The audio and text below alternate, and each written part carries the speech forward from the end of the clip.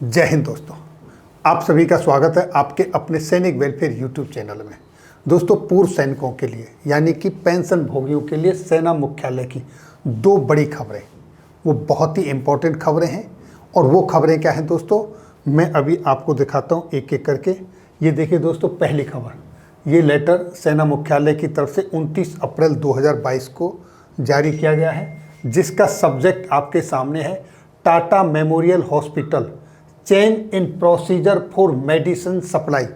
जैसा कि आप सभी जानते हैं, टाटा मेमोरियल सेंटर जो है वो कैंसर्स के लिए माना जाता है और वहाँ पर कैंसर्स के मरीजों का इलाज होता है। और उनके लिए जो मेडिसिन्स हैं वो बहुत ज़्यादा कॉस्टली होती हैं और उनको खरीद पाना बड़ा मुश्किल होता है, और वो मेडिसिनें ECHS में उपलब्ध भी नहीं होती हैं। उसके संदर्भ में ये जानकारी शेयर की गई है दोस्तों। ये जो जानकारी है दोस्तों, ये जितने भी हॉस्पिटल्स हैं, जैसे कि ये आपका मुंबई में है, विशाखापट्टनम में है, वाराणसी में है, गुवाहाटी में है, संगरूर में है, इन सब में जो जो हॉस्पिटल ये ECHS के इम्पैनल्ड हैं, ये उनके संदर्भ में है। यहाँ पर आपको जितनी भी मेडिसिन में, जितने भी ट्रीटमेंट में आपका पैसा खर्च होता है, वो एज इट इज़ जितना खर्चा होता है वो उतना का उतना रीएम्बर्स होने के लिए प्रोविज़न है। यानी कि उसमें कोई भी CGHS के या दूसरे नियम लागू नहीं होंगे कि किसी चीज़ के लिए आपका एक सर्टेन अमाउंट फिक्स किया हुआ है। यहाँ जितना आपका खर्चा होगा उतना आपको मिल जाएगा, उतना आपका रीएम्बर्समेंट होगा। दोस्तों, जैसा कि आप सभी जानते हैं, किसी भी एम्पैनल्ड हॉस्पिटल से जब पेशेंट डिस्चार्ज होता है तो वहाँ से उनको सिर्फ और सिर्फ 7 डेज की ही मेडिसिन दी जाती है। उसके बाद अगर मेडिसिन की रिक्वायरमेंट होती है तो वो पेशेंट अपने पेरेंट पॉलीक्लिनिक्स जाते हैं और वहाँ से वो मेडिसिन लेते हैं। लेकिन ये जो कैंसर केसेस के मामले में जो TMC टाटा मेमोरियल सेंटर्स, वहाँ पर ये लागू नहीं होता है। उन पेशेंट्स के लिए जितनी भी मेडिसिन डॉक्टर प्रिस्क्राइब करते हैं उतनी मेडिसिन टाटा मेमोरियल सेंटर्स के जितने भी हॉस्पिटल्स हैं वो पूरी की पूरी मेडिसिन पेशेंट को इशू करेंगे। उनके लिए 7 डेज का जो मुद्दा है वो लागू नहीं होता है और उस मेडिसिन का पैसा वो ECHS से क्लेम करेंगे। इन केस उनके पास मेडिसिन नहीं है तो वो पेशेंट को नॉन अवेलेबिलिटी सर्टिफिकेट जारी करेंगे और वो आने के बाद ECHS के थ्रू वो मेडिसिन खरीदवा सकते हैं। अगर वहाँ से भी नहीं मिलती है और ख़ुद खरीदते हैं तो उसका रीइंबर्समेंट हो जाएगा।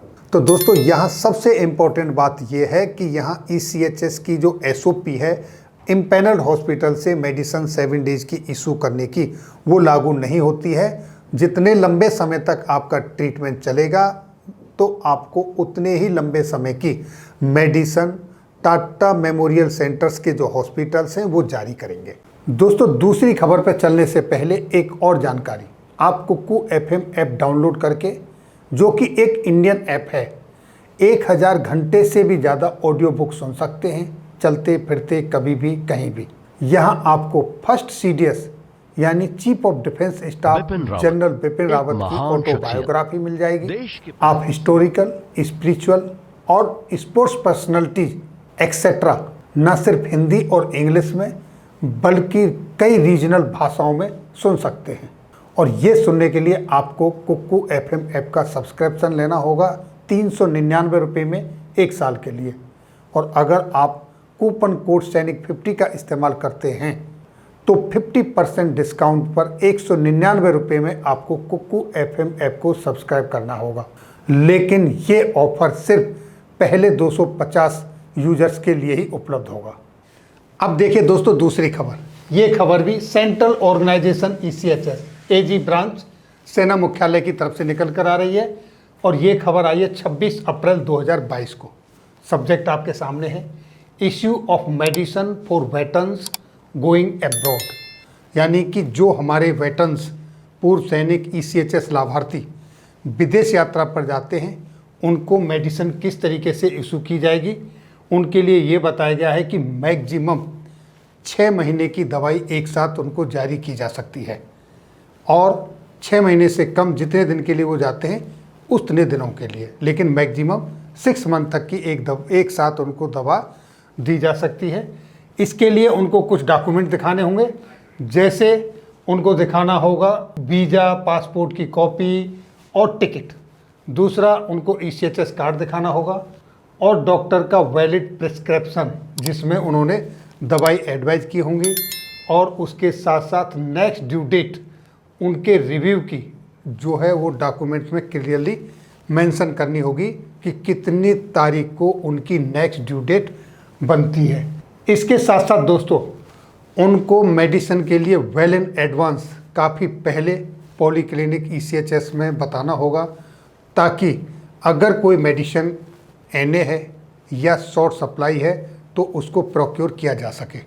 अगर प्रोक्योर करने में कोई प्रॉब्लम आती है, मेडिसिन प्रोक्योर नहीं हो पाती है, तो ऐसे ECHS लाभार्थी को जो एब्रोड जा रहे हैं उनको NA सर्टिफिकेट दिया जाएगा और वो उसके बदले मेडिसिन खरीद के रीइम्बर्समेंट कर सकते हैं। तो दोस्तों, ये थी जानकारी पूर्व सैनिकों के लिए मेडिसिन जारी करने के संदर्भ में, चाहे वो टाटा मेमोरियल सेंटर के जितने भी हॉस्पिटल हैं जहां से उनका कैंसर का ट्रीटमेंट हो रहा है उसके संदर्भ में, और जो वेटरन्स एब्रोड विदेश यात्रा पे जाते हैं उनके संदर्भ में। तो दोस्तों, फिर मिलेंगे किसी नई जानकारी के साथ अगली वीडियो में। तब तक के लिए दोस्तों, जय हिंद, जय भारत।